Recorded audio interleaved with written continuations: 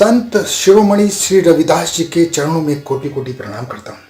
दोस्तों, रविदास जी 15वीं शताब्दी के भक्ति परंपरा के महानतम संतों में से एक हुए हैं। उनकी आज की कहानी गंगा जी द्वारा रविदास जी को स्वयं कंगन भेंट करने की कहानी है।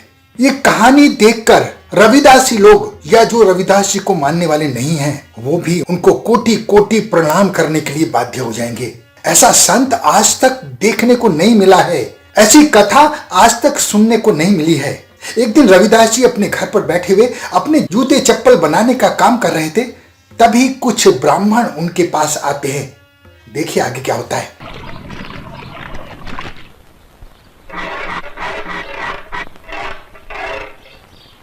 ए, सुनो, हमारी जूती टूट गई है, क्या तुम इसे ठीक कर दोगे? हाँ हाँ शास्त्री जी, क्यों नहीं। अरे यही तो मेरा काम है। लाइए, दे दीजिए।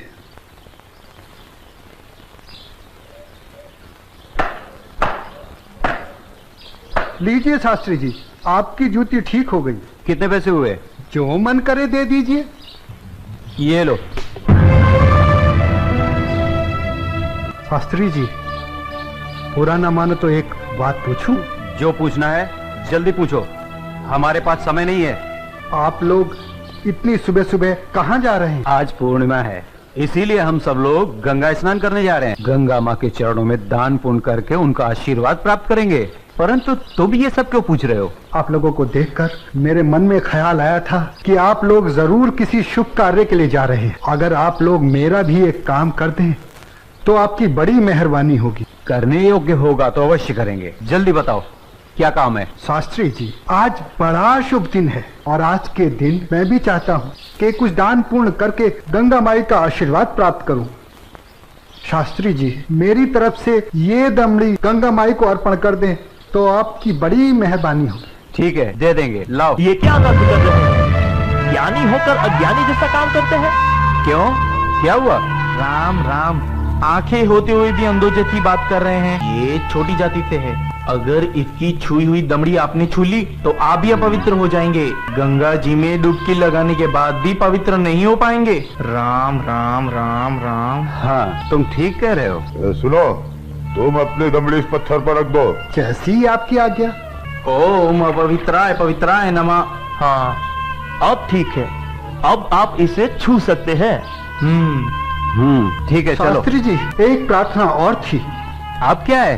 शास्त्री जी, अगर गंगा माई स्वयं हाथ बढ़ाकर मेरी ये भेंट स्वीकार करें तभी दीजिएगा, अन्यथा मत दीजिएगा। अगर स्वीकार करें तो बोल दीजिएगा ये तेरे भक्त रविदास ने भेजी है। ठीक है भाई, हम ऐसा ही कर देंगे। चलो चलो चलो, चलो।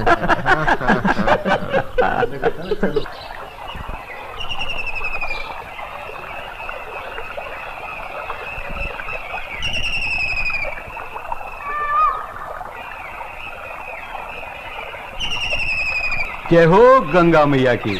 हे माँ, तू अपनी कृपा सदा हम पे बनाए रखना माँ। यदि हमसे कोई पाप हो जाए तो अपने इस पावन जल से उसे धो डालना माँ। हे माँ, तू अपनी शरण में हमें सदा रखना माँ। जय हो गंगा मैया। अरे मित्रा, आप कुछ भूल रहे हैं। क्या? अरे वही शूद्र जिसे आपने अपनी जूती ठीक करवाई थी, उसकी दी हुई दमड़ी। अरे उसने कहा था कि स्वयं गंगा माता हाथों से स्वीकार करे तो देना, अन्यथा नहीं। पागल कहीं का। अरे भाई, याद आया याद आया। यही दमड़ी ना? हाँ हाँ हाँ। हे गंगा मैया, ये दमड़ी उस शुद्ध रविदास ने आपको भेंट करने के लिए दी है और ये भी कहा है यदि आप स्वयं अपने हाथों से इसे स्वीकार करें तो ही हम आपको दें। जय हो गंगा। पंडित लोग गंगा जी स्नान पर चले गए, लेकिन उनकी नियत में खोट आ गया। उन्होंने कहा रविदास जी की ये दमड़ी हम गंगा माई को नहीं देंगे, इससे मेरा आने जाने का खर्च निकल जाएगा। तब गंगा जी ने पीछे से आवाज लगाई, इधर लाओ, मेरे भक्त रविदास की दी हुई भेंट मुझे दे दो।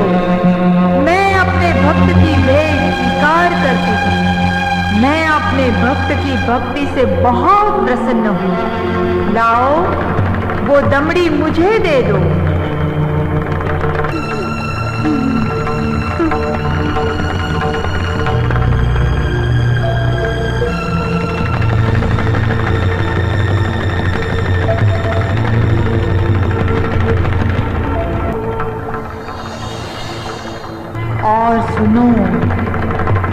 कंगन मेरी ओर से मेरे भक्त को दे देना और कहना मैंने उसकी भेंट स्वीकार कर ली।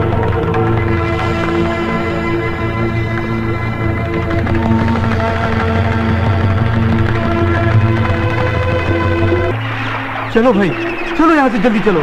ये मुझे लगता है ये जरूर उस शूद्र का फैलाया हुआ कोई माया जाल है। चलो। गुरुजी, हमारी आंखों ने जो देखा और हमारे कानों ने जो सुना, क्या वो सच था? वो तो एकदम सच था, किंतु ये बिल्कुल सच नहीं था कि गंगा माँ ने स्वयं अपने हाथों से उस शूद्र रविदास की भेंट स्वीकार की। और मुझे तो लगता है ये शूद्र रविदास कोई बहुत बड़ा मायावी है। हाँ, मुझे भी यही लगता है। मैं अपनी आंखों और कानों पर अभी तक विश्वास नहीं कर पा रहा हूँ। परंतु एक बात मेरी समझ में नहीं आ रही कि इस तरह के मायावी चमत्कार दिखाकर उस शूद्र रविदास को क्या प्राप्त हुआ? प्रसिद्धि। हाँ हाँ, प्रसिद्धि। वो यही चाहता है कि हम उसके इस माया जल को चमत्कार समझें। तो आगे की कहानी मेरी पूरी तरह से समझ में आ गई। वो शूद्र यही चाहता है कि उसके इस चमत्कार की चर्चा हम पूरे राज्य में करें, जिससे राज्य के भोले भाले लोग उसे गंगा माँ का सच्चा भक्त समझकर उसकी पूजा करने लगे। आप बिल्कुल सही कह रहे हैं। लेकिन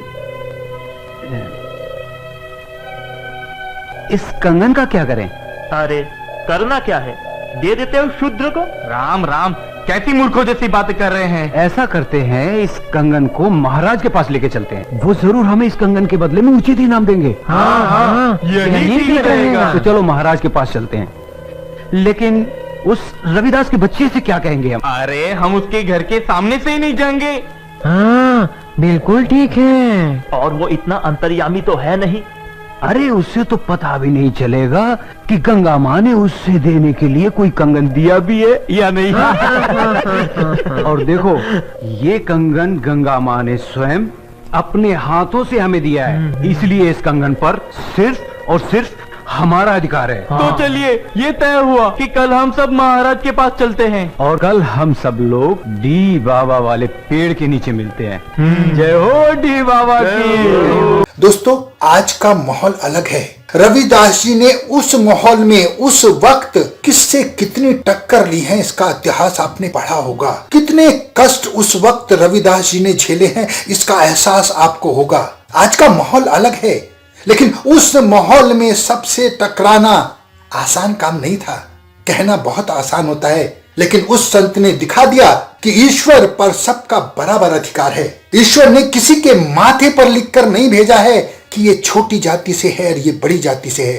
ये तो समाज की ऐसी व्यवस्था है कि उन्होंने अपने हिसाब से समाज को बांट दिया है। ईश्वर की नजर में कोई छोटा बड़ा नहीं है। ये उस संत की भक्ति थी कि स्वयं गंगा माई ने अपने हाथों से सोने का हीरा जड़ित कंगन रविदास जी को भेंट करने के लिए दिया था। ऐसे महान संत को मैं कोटि कोटि प्रणाम करता हूं, उनके चरणों में नमस्कार करता हूं। इसके आगे की कहानी मैं दूसरे एपिसोड में आपको बताऊंगा। जय संत रविदास जी।